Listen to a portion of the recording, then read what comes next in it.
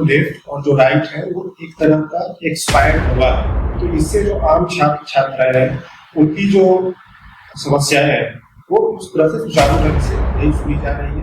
से बहुत मैच्योर है और बहुत ही इंटेलेक्चुअल टाइप है। वो पूरी तरह से आपके मुद्दों को सोच समझ के वोट करते हैं। जो और जो समस्याएं हैं ठीक है उनके उनके लिए सिंगल सीटर डेडिकेटेड किसी भी तरह के स्कॉलर्स फीमेल्स के लिए single seater journals e books और कॉन्फ्रेंस सेमिनार्स के लिए पैसे नहीं दिए जा रहे हैं। तो इसके लिए हम आवाज उठाएंगे। उनके लैब को चलाने के लिए जो फंड पहले मिलते थे जिसको PLRE कहते हैं, पर्सनल लैबोरेटरी रनिंग एक्सपेंडिचर, उसमें बहुत कटौती कर दिया गया है। प्रेसिडेंट है या सेक्रेटरी है या वाइस प्रेसिडेंट या जॉइंट सेक्रेटरी, उन्होंने MCM के लिए नॉमिनेट फेलोशिप के लिए प्रशासन से क्या निगोशिएशन किया है, किस तरह से दबाव बनाया है। और उसके अलावा यदि हम बाकी और कॉमन मुद्दे देखें जैसे कि टैक्स ज्यादा इम्पोज कर दिया जा रहा है हम लोगों को। यदि हम किसी साइंस के स्टूडेंट को आप देखेंगे तो उनको एक किसी भी कैरेक्टराइजेशन के लिए या किसी भी जांच के लिए इंस्ट्रूमेंट के लिए उन पर टैक्स लगा दिया जा रहा है जो कि पूरी तरह से व्यवहारिक नहीं है, प्रैक्टिकल नहीं है। ये तो छात्रों। नमस्कार, स्वागत है आप सभी का संदेश संगम चैनल पे। मैं हूं अध्यक्ष कुमार।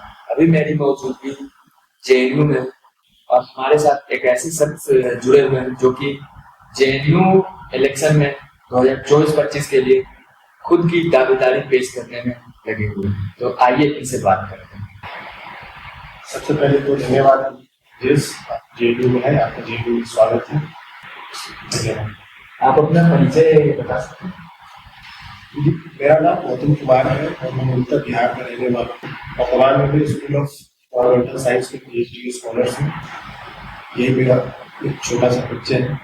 और इसके साथ साथ मैं JNU में जवाहरलाल नेहरू स्टूडेंट यूनियन 2023-24 के लिए स्कूल ऑफ एनवायरमेंटल साइंस से कन्वीनर काउंसलर के पद पे मैंने एक साल काम किया है।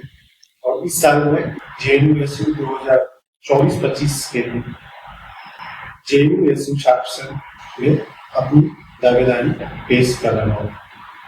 तो क्या लगता है, यहाँ पे तो अक्सर JNU में लेफ्ट वर्सेस राइट की बात की जाती है, तो इस बीच आप अपने आप को कहाँ स्टैंड कहाँ खड़े देख रहे हैं? JNU में जो लेफ्ट और जो राइट की लड़ाई है वो अब समाप्ति की ओर बढ़ चुकी है, मतलब इसकी शुरुआत हो चुकी है। अब मेरे हिसाब से जो है वो लेफ्ट और जो राइट है वो एक तरह का एक्सपायर्ड दवा है। और क्योंकि अब बच्चे नए विकल्प की तोड़ देख रहे हैं तो मैं या हम जो हमारे जैसे छात्र छात्राएं इस कैंपस में अपनी पढ़ाई कर रहे हैं वो एक तरह का नई मेडिसिन के लिए JNU के लिए नई मेडिसिन के लिए काम करेंगे, जिससे कि JNU का उत्थान हो, JNU के जो इमेजेस है उसमें और कुछ अच्छा कुछ कर सके, दे सके, कंट्रीब्यूट कर सके। और जहाँ तक लेफ्ट और राइट की बात है तो मुझे नहीं लगता है कि अब बहुत ज्यादा भी ये जो लेफ्ट और राइट है वो बच्चों को बरगला सकते हैं ज्यादा, क्योंकि लेफ्ट का उर्दू से कोई लेना देना है नहीं। और जो राइट के जो छात्र संगठन है वो कभी भी सरकार विरोधी जो आवाज है उसको बुलंद नहीं करते हैं। वो जो सरकार है चाहे वो अच्छा काम कर रही हो या बुरा काम कर रही हो, दोनों में ही उसका समर्थन करते हैं। तो इससे जो आम छात्र छात्राएं हैं उनकी जो समस्याएं हैं वो उस तरह से सुचारू ढंग से नहीं सुनी जा रही है। इसलिए मैंने इस बार तय किया है कि मैं इस बार लेफ्ट और राइट से ऊपर उठकर JNU छात्र छात्राओं के लिए, उनके हक के लिए उनकी आवाज को बुलंद करूं। तो इस बीच आप किन मुद्दों पर लड़ेंगे चुनाव? जैसे कोई मुद्दा तो आप तय करके रखे होंगे ना कि JNU के जो मुद्दे हैं, बेसिक मुद्दे, तो आप बता सकते हैं किन मुद्दों को आप लेकर चुनाव लड़ रहे हैं? JNU में बहुत सारे मुद्दे हैं, क्योंकि चुनाव में मुद्दे आपको सीमित ही रखने पड़ते हैं ताकि बच्चों को ऐसा नहीं कि आप सारे मुद्दे गिना देंगे तो JNU पे जो जनता है, जो बच्चे हैं, वो आपको पूरी तरह से वोट कर देंगे। ऐसा नहीं होता है, क्योंकि JNU के जो वोटर्स है वो बहुत मैच्योर है और बहुत ही इंटेलेक्चुअल टाइप है। वो पूरी तरह से आपके मुद्दों को सोच समझ के वोट करते हैं। मेरा जो दो तरह का मुद्दा है, एक सभी कॉमन जो छात्र छात्रा है उनके लिए अलग मुद्दा है, जो एक पार्टिकुलर जो फीमेल्स है हमारे कैंपस में उनके लिए अलग हमारे मुद्दे हैं। उनके लिए मैंने एक अलग तरह का घोषणा पत्र तैयार किया है। जिसमें मैंने सबसे पहला और यदि मैं छात्राओं के लिए काम करने के इच्छुक हूँ, तो मैं उनको मेंस्ट्रुअल लीव के लिए हर महीने मतलब 2 लीव के लिए उनके लिए लड़ाई करूंगा। दूसरा, एक वीमेन एम्पावरमेंट सेल जो है उसका गठन कराऊंगा, क्योंकि हमारा उसका थीम है कि हमारा जेएनयू हमारा हक, उसके तहत एक वीमेन एम्पावरमेंट सेल है उसका गठन किया जाएगा। इसके अलावा जो छात्राएं का जो और जो समस्याएं हैं, ठीक है, उनके लिए सिंगल सीटर डेडिकेटेड किसी भी रिसर्च स्कॉलर्स फीमेल्स के लिए सिंगल सीटर्स हॉस्टल नहीं है शुरू से ही। जबकि मुझे लगता है कि कोई भी छात्राएं यदि कैंपस में पीएचडी करने आती है तो उनको शुरू से ही एक अलग हॉस्टल उनको मिलना चाहिए, अलग कमरा मिलना चाहिए, जिनका पर्सनल स्पेस, जिसमें वो अपना पढ़ाई के साथ साथ वो अपना निजी जीवन मतलब जो भी उनका है उसमें वो अपना टाइम स्पेंड कर सके। और ये कुछ प्रमुख छात्राओं के लिए और कॉमन जो मुद्दे हैं, फेलोशिप जो पिछले कई सालों से नहीं बढ़ी है, एमसीएम हो, नॉन-नेट हो, तो इसका बढ़ाना, उसकी जो मांग है वो कितना हो पाएगा ये तो प्रशासन और यदि मैं चुनकर आता हूँ तो उसके बाद बैठ के तय करेंगे। लेकिन हमारी कोशिश होगी कि हम कम से कम 40%, 50%, 60%, 70% तक निगोशिएशन करके एमसीएम नॉन-नेट को बढ़ा सके। और उसके अलावा यदि हम बाकी और कॉमन मुद्दे देखें, जैसे कि टैक्स ज्यादा इम्पोज कर दिया जा रहा है हम लोगों को। यदि हम किसी साइंस के स्टूडेंट को आप देखेंगे तो उनको एक किसी भी कैरेक्टराइजेशन के लिए या किसी भी जांच के लिए इंस्ट्रूमेंट के लिए उन पर टैक्स लगा दिया जा रहा है, जो कि पूरी तरह से व्यवहारिक नहीं है, प्रैक्टिकल नहीं है। एक तो छात्रों को फेलोशिप नहीं मिलता है, कुछ छात्राओं को मिलता है, छात्राओं को मिलता है, कुछ को नहीं मिलता है। दूसरी बात, उनके लैब को चलाने के लिए जो फंड पहले मिलते थे, उसको PLRT कहते हैं, पर्सनल लैबोरेटरी रनिंग एक्सपेंडिचर, उसमें बहुत कटौती कर दिया गया है। जर्नल्स, ई बुक्स और कॉन्फ्रेंस सेमिनार्स के लिए पैसे नहीं दिए जा रहे हैं, तो इसके लिए हम आवाज उठाएंगे। जैसे एक मुद्दा जो अक्सर जेएनयू में पिछले 2-3 बार के चुनाव में उठ रहा है और लेफ्ट इस मुद्दे को लेके अक्सर चुनाव लड़ रही है और जीत भी रही है, कि एमसीएम आज जेएनयू में सबसे बड़ा मुद्दा है। इस मुद्दे को आप कैसे देखते हैं? देखिए, लेफ्ट का काम है, वो हर बार आते हैं, हर इलेक्शन में एमसीएम बढ़ाएंगे। एक नारा भी चला था कि 2000 में दम नहीं, 5000 से कम नहीं। तो बस नारे तक ही सीमित रहते हैं। मैं तो अभी एक साल काउंसिल में मीटिंग में रहा हूँ, यूनिवर्सिटी के साथ हमने काम किया है, तो यूनिवर्सिटी को इस पर जवाब देना चाहिए कि भाई आपने एक साल यदि प्रेसिडेंट है या जनरल सेक्रेटरी है या वाइस प्रेसिडेंट या ज्वाइंट सेक्रेटरी, उन्होंने एमसीएम के लिए, नॉन-नेट फेलोशिप के लिए प्रशासन से क्या निगोशिएशन किया है, किस तरह से दबाव बनाया है, छात्राओं के बीच में क्या मैसेज दिया है कि आप उनकी लड़ाई के लिए लड़ाई लड़ा है। अच्छा, तो कोई मैसेज या ऐसा कुछ नहीं कैंपस में, नहीं हम लोगों को बोला गया है कि आप लोग भी हमारे साथ आइए, कंधे से कंधा मिलाकर काम कीजिए, ऐसा कुछ नहीं है। एक बस एक ही 2 तरह की लड़ाई आइडियोलॉजी को लड़ी जाती है, राइट और लेफ्ट। इसे मैंने आपको एक पहले बताया, जो राइट और लेफ्ट है वो एक तरह की जेएनयू के लिए एक्सपायर्ड डॉलर की तरह काम कर रहे हैं। इनका वैलिडिटी अब बहुत जल्द समाप्त कर देंगे जेएनयू के काम छात्र। तो इसमें जब हम लेफ्ट और राइट की बात करें तो इसमें आपकी क्या विचारधारा, आप किस विचारधारा पे काम करेंगे? हमारी पहचान ही जेएनयू से है और स्कूल ऑफ इन्वायरमेंटल साइंस में पीएचडी कर रहा हूँ, तो मेरी पहचान स्कूल ऑफ इन्वायरमेंटल साइंस है, जेएनयू है। जेएनयू में कौन पढ़ते हैं? आम छात्र छात्राएं पढ़ते हैं, चाहे वो रूरल एरिया से ज्यादा जो बच्चे आते हैं जिनके पास बहुत ज्यादा अच्छे संसाधन नहीं मिलते हैं शुरू में, तो वो अपने मेरिट के बदौलत यहाँ पहुंचते हैं, एडमिशन लेते हैं। लेकिन जब वो यहाँ पहुंचते हैं तो वो ट्रैप हो जाते हैं एक तरह के नेटवर्क में, राइट और लेफ्ट। उनके पास कोई ऑप्शन नहीं है। राइट वाले ये सोचते हैं कि मेरे पास नहीं आएगा तो लेफ्ट के पास जाएगा, लेफ्ट वाले ये सोचते हैं कि मेरे पास नहीं आएगा तो राइट के पास आएगा। और ऐसा नहीं है कि मैंने ये चुनाव लड़ने की जो अपनी तैयारी है वो अचानक कर दिया है। मैं पिछले 1 साल से काफी बच्चों से के साथ मैंने सर्वे कराया है और उसमें मैंने ये फीडबैक मुझे मिला है कि यदि आप इंडिपेंडेंट यदि आप आते हैं, इर्रिस्पेक्टिव ऑफ किसी आइडियोलॉजी और किसी भी संगठन के विपरीत, तो भी हम आपको पसंद करेंगे यदि आपका जो काम करने का तरीका है, यदि आप बच्चों के साथ उनके जो आवाज है, जो उनकी दिक्कतें हैं, समस्याएं, उनको यदि आप सुनते हैं और प्रशासन के साथ मिलकर यदि उसको पूरा करने की कोशिश करते हैं, तो हम आपको अपना समर्थन देंगे। जहां तक बात रही हमारी आइडियोलॉजी की, तो मैं युवा हूँ, तो मैं युवाओं की बात करूंगा। इस देश में बहुत सारे ऐसे भी बच्चे हैं जो किसी पिछड़े वर्ग से आते हैं, तो उनकी जो समस्याएं हैं, मूलभूत समस्याएं हैं, उनके लिए बातचीत करूंगा, उनके फेलोशिप के लिए बातचीत करूंगा। या दूसरी बात है उनकी, अब तो मैं ये कहता हूँ कि सिर्फ हमें बातचीत ही नहीं करना चाहिए, हमें उसकी इम्प्लीमेंटेशन के लिए काम करना चाहिए। जो लेफ्ट और राइट बिल्कुल नहीं करते, वो बस हवाबाजी करते हैं कि हम ये कर देंगे, हम वो कर देंगे, जबकि हकीकत ये होता है कि फिर जब नेक्स्ट चुनाव आता है तो बच्चे कहते हैं कि पिछले चुनाव का जो मैनिफेस्टो है लेफ्ट वालों ने या राइट वालों ने उसी को फिर से रिन्यू करके बच्चों के सामने प्रस्तुत कर दिया है। जैसे अभी ने आप बताया कि कैंपेन किए, तो एक कैंपेन आप किए थे जब बीपीएससी, जब बिहार में 70वीं बीपीएससी की पेपर लीक हुई थी, तो उस कैंपेन का आपका क्या, उस कैंपेन का आप परिणाम आपका क्या रहा? देखिए, वो जो कैंपेन था वो ऐसा नहीं है कि मैंने अचानक कर दिया था। वो क्योंकि शुरू में तो मुझे लगा कि सरकार इस मुद्दे को जरूर गंभीरता से लेगी, बिहार सरकार है। और उसमें जेएनयू के छात्रों की कितनी भागीदारी?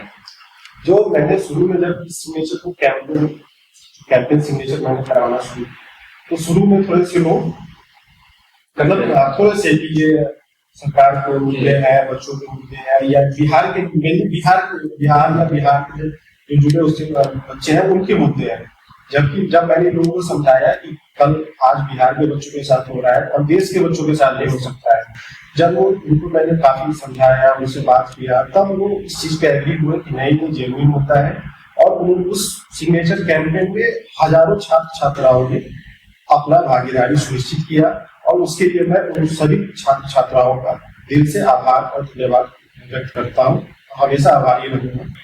और इसके साथ साथ उन्होंने जेएनयू से एक सरकार का विरोध किया, जैसे जेएनयू है कि बिना हिंसा का हम विरोध करते हैं सरकार का, किसी भी गलत चीजों का, तो उसका हमने यहाँ से समर्थन भी किया। और उसका बिहार में काफी बिहार के जो बीपीएससी बच्चे धरने पे बैठे थे, उन्होंने उसका आभार जताया जेएनयू के तमाम छात्र छात्राओं ने।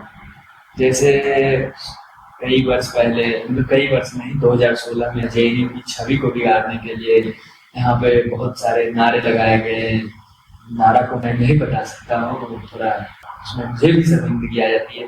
इस कारण से जेएनयू की छवि को एक अलग ही पहचान, जैसे बाहर जाते हैं जेएनयू के छात्र तो उन्हें नक्सल, आतंकवादी, इस टाइप के शब्दों का सामना कर पा रहे हैं। तो इस छवि को लेके आप क्या काम करेंगे जेएनयू में, अगर आप चुन के आ गए जेएनयू में स्कूल? तो देखिए, छवि जो होता है पॉलिटिकल होता है और हमेशा परसेप्शन पे बनाया जाता है। कैंपस के अंदर जो छवि है, यदि खराब है तो सरकार इसको जवाहरलाल नेहरू विश्वविद्यालय को हर साल बेस्ट यूनिवर्सिटी का अवार्ड देती है, ऑफिशियल अवार्ड है ये तो जो बेस्ट यूनिवर्सिटी का अवार्ड है।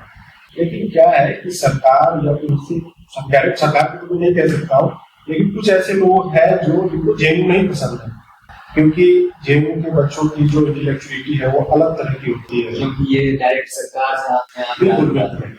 तो यदि आपसे कोई सवाल पूछेगा तो बेसिकली ह्यूमन टेंडेंसी है कि हम उसका विरोध ही करेंगे। यदि कोई भी इंसान सवाल पूछता है तो वो सिर्फ शिक्षक को छोड़ के, सिर्फ छात्र और शिक्षक का ही रिलेशन ऐसा होता है जिसमें छात्र सवाल पूछते हैं शिक्षक से और शिक्षक बहुत खुशी उसका उत्तर देते हैं। इसके अलावा मुझे नहीं लगता है कि कोई सरकार से सवाल पूछेगा तो सरकार उसको पसंद करेगी। फिर भी हम इसके लिए लड़ाई लड़ते रहेंगे और जेएनयू के लिए जो भी बेहतरीन हो सकता है उसके हक के लिए आवाज उठाते रहेंगे। जेएनयू में हर वर्ष ये हर एक जेएनयू के बिहार के जो मूल से बिहार से जो आते हैं छात्र, वो ये वाला सवाल मुझे कहे थे आपसे पूछने के लिए कि हर बार बिहार दिवस मनाया जाता था और उसमें आपकी बहुत बड़ी भागीदारी रहती थी, लेकिन इस बार दुर्भाग्यवश या किसी कारणवश जेएनयू में बिहार दिवस नहीं मनाया गया, क्यों? नहीं, ऐसा नहीं है। पिछले कई सालों से प्रयासरत थे कि बिहार दिवस को मनाया जाए। शुरू में हमें बिहार दिवस कराने का मौका, मतलब हमने कोशिश किया, हमने नहीं, मतलब बिहार के जो छात्र छात्राएं हैं, क्योंकि बाकी सभी राज्यों का जो इसकी स्थापना दिवस है उससे रिलेटेड कल्चरल प्रोग्राम्स, इसको ये पॉलिटिकल ले लीजिए, वो मनाया जा रहा था। ये पॉलिटिकल भी होता था तो वो उनकी चॉइस थी। हमने इस बार बिहार, हमने या हमारे जो बैचलर्स के बीए के बच्चे थे, मास्टर्स के बच्चे थे, हम शुरुआत एक्चुअली उन लोगों ने भी किया था। मेरा जो काम था उसमें सूत्रधार की भूमिका की थी कि मैं बच्चों को कोऑर्डिनेट कर सकूं, एडमिनिस्ट्रेटिव जो उसके प्रोसीजर है उसको करने में कलेक्शन में, कि बच्चे यदि किसी प्रोफेसर के पास या किसी भी अन्य लोगों के पास जाएंगे फंड कलेक्शन करने के लिए, तो वो हो सकता है कि उनको उतना कलेक्शन ना कर पाए या उन पे वो थोड़ा सा डाउट करे कि ये छोटे बच्चे हैं कैसे मैनेज कर पाएंगे। तो इसलिए मैं उसमें पूरी तरह से एक्टिव था और हमें परमिशन भी मिला था। और वो 29 मार्च को मतलब पहली बार होने वाला था, काफी सालों बाद, पता नहीं लास्ट टाइम आखिरी बार जेल में या दिवस कब हुआ था। अच्छा। हाँ, लेकिन क्योंकि फिर अचानक मुझे एक मैसेज आया 24 मार्च को कि आपका बिहार दिवस जेल कैंसिल पूरा कर दिया गया है फिलहाल। और ऐसा नहीं है, कुछ प्रशासन की अपनी एक समस्याएं थी, उन्होंने उस चीज को अपना देखा होगा और फिर कुछ चंद दिनों बाद एक बिहार उत्सव के रूप में इसको फिर से मनाया गया। अब क्यों रद्द किया गया मुझे इसका बहुत ज्यादा ठोस जवाब नहीं मिला, लेकिन कुल मिला के बिहार उत्सव के रूप में हमने इसको दोबारा किया। बिहार के बच्चों ने इसको भागीदारी अपना दमखम दिखाया और परिणाम से। वैसे अब तो आप या तो कहें तो इनडायरेक्टली या डायरेक्टली अब तो राजनीति में घुस गए हैं, जेडीयू के छात्र को लेके उनकी आवाज बनने के। तो इस कड़ी में हम आपको भविष्य में कहाँ देखेंगे, किसी और संगठन से या किसी और पार्टी से जुड़ के, या फिर एक इंडिपेंडेंट कुछ बड़ा करना? देखिए, फिलहाल तो मेरी जो अभी है योजना है वो अभी जेडीयू छात्र संघ के जो चुनाव होने वाला है 25 अप्रैल को, उसमें अब कंटेस्ट करने का है। उसके बाद मेरे जो दूसरा सबसे मुख्य है जिसके लिए मैं जेईयू में आया हूँ वो है मेरा पीएचडी, तो मैं उसको पूरा करने की कोशिश करूंगा। और उसके बाद देखते हैं कि भविष्य में समय कहाँ लेके जाता है राजनीतिक रूप से। जहां भी रहेंगे, जिस रूप में भी रहेंगे, बिहार के बच्चों के लिए, बिहार के लोगों के लिए, समाज के लिए, समाज के सभी तरह के लोगों के लिए, देश के लिए अच्छा करने की कोशिश करेंगे जिससे कि लोगों को गौरवान्वित होने का मौका मिल सके। मेरी यही योजना है। एक और सवाल था कि पहले आप एबीवीपी में थे, लेकिन फिर अचानक क्या हुआ जो आप इंडिपेंडेंट अब चुनाव लड़ रहे हैं? ऐसे नहीं है, यदि मैं एबीवीपी में था तो मेरी अपना एक जो सोच है मैं उसको लेके एबीवीपी में गया था। उनकी अपनी एक संगठन की संरचना है, स्ट्रक्चर है, उसमें अपना काम करने का तरीका है, उसमें मैं काम करने की कोशिश किया। उसमें मैं फिट नहीं बैठ पाया बहुत ज्यादा, क्योंकि मेरी सबका सब लोगों का परसेप्शन अलग होता है, लोगों के साथ जुड़ाव, उसके साथ व्यवहार। हो सकता है कुछ हमें कमियां हो, कुछ उस तरफ से दिक्कतें हो ना हो, मुझे नहीं पता है। जब मुझे महसूस हुआ कि मैं आम छात्रों के लिए किसी संगठन के साथ जुड़ के कम काम कर पा रहा हूँ, गैर संगठनात्मक होने के नाते मुझे ज्यादा काम करने का मौका मिल रहा है, तो मेरी योजना थी कि मैं बच्चों को लाभ पहुंचाऊं जो भी था। तो मैं इसलिए मैंने फिर इंडिपेंडेंट एज कैंडिडेट अपना काम जारी रखा। जैसे एक और सवाल ये शायद आपके व्यक्तिगत हो सकता है, आपके फैमिली से हो सकता है कि आपके भाई पटना यूनिवर्सिटी से अध्यक्ष पद के लिए चुनाव लड़ रहे हैं और वो जन स्वराज पार्टी जो कि बिहार में अभी एक नई शुरुआत, नई बदलाव को आगे बढ़ाना चाह रही है, तो उसी के लिए छात्र संगठन के लिए आपके भाई ने वहाँ पे पटना यूनिवर्सिटी में अध्यक्ष पद के लिए चुनाव लड़ रहे थे, लेकिन अचानक चुनाव से 2 दिन पहले उनको नॉमिनेशन बैक करना पड़ा, क्यों? देखिए, इसके पीछे जो रीजन है बहुत ही कॉम्प्लेक्स है। मैं बहुत ज़्यादा इसमें डिटेल्स आपको नहीं बता सकता हूँ, पर्सनल रीजन है, कुछ और भी रीजन्स हैं जो मैं कैबिनेट ज़्यादा बोलना उचित नहीं समझूंगा। समय आने पर उसका उचित जवाब दिया जाएगा। हम बिहारी लोग हैं, किसी को इतनी आसानी से जाने नहीं देंगे। जिन्होंने जो भी इस साजिश में शामिल है, डायरेक्टली या इनडायरेक्टली, उनको करारा जवाब मिलेगा। और मैं नहीं दूंगा, बिहार के जो बच्चे जेएनयू में पढ़ रहे हैं वो इस बार इसका जवाब जरूर देंगे, या वो उस तरह के साथी जो किसी भी सामान्य परिवार से यदि कोई छात्र छात्राएं राजनीतिक तौर पे यदि कुछ अच्छा करने की कोशिश करते हैं, आगे बढ़ना चाहते हैं, तो उनको रोकने के लिए पूरा जो एक सिस्टम है जो कुछ चंद लोगों के द्वारा चलाया जाता है, चाहे किसी भी पार्टी संगठन का हो, उसको रोकने की भरपूर कोशिश की जाती है। तो लेकिन मैं बिहार की मिट्टी से आता हूँ, तो आप जानते हैं कि वहाँ की मिट्टी बहुत फौलादी होती है, और मैं झुकने वाला नहीं हूँ, रुकने वाला नहीं हूँ। हमारा परिवार जरूर अभी इस पूरे थोड़ी से कठिनाइयों के साथ अभी दौर से गुजर रहा है, उस चीज़ से उबर भी नहीं पाए हैं। और जहाँ तक बात रही मेरे भाई का, तो वो 25 साल का एक बहुत ही युवा लड़का था जिसने हिम्मत दिखाई पटना विश्वविद्यालय जैसे छात्र संघ में चुनाव लड़ने के लिए अध्यक्ष पद पे एक जनसुराज की तरफ से उनको समर्थन नहीं मिला। अब समय आने पर हम इसका उचित जवाब देंगे, फिलहाल मैं यही कहना चाहूँगा और विशेष इस पर कुछ ज़्यादा नहीं। इस वीडियो के माध्यम से आप जेएनयू के छात्रों को आप अपने लिए क्या कहना चाहते हैं? इस वीडियो के माध्यम से मैं जेएनयू के छात्र छात्राओं को ये आग्रह करना चाहूँगा कि आप जात पात और अपनी जो आपके पर्सनल विचार हो सकते हैं, लेकिन जो विचार हम पे जबरदस्ती थोपा जाता है उसके खिलाफ इस बार वोट कीजिए जेएनयू एसयू 2025 में। और एक नए विकल्प के तौर पे, एक अच्छे विकल्प के तौर पे लोगों को चुनिए, ना कि उसके आइडेंटिटी को लेके, उसके कास्ट रिलीजन के बेसिस पे आप उसको चुनिए। जो छात्र छात्राएं या जो भी कैंडिडेट आपके पास जाए उनकी बातों से यदि आप सहमत हो तो आप उसी, क्योंकि आप जब तक अपनी बातों को ऐसे लोगों को नहीं चुनकर भेजेंगे किसी भी जन छात्र संघ में जो आपकी बातों को उठा सकें, सिर्फ आइडियोलॉजी पे यदि आप वोट करेंगे तो आपकी जो मूलभूत समस्याएं हैं वो हमेशा बनी रहेगी, उसका कभी भी सॉल्यूशन नहीं निकल पाएगा। ऐसे छात्र छात्राओं को चुन के भेजिए जो आपके लिए हमेशा करने को तैयार रहे, आपके लिए हमेशा आवाज़ उठाए और उस बेसिस पे आप उनको वोट चुनिए। इस बातचीत को यहीं पे समाप्त करते हैं और आगे ही ऐसे इंफॉर्मेटिव वीडियो और जेएनयू के चुनाव को देखने के लिए संदेश संघ को सब्सक्राइब करें। धन्यवाद।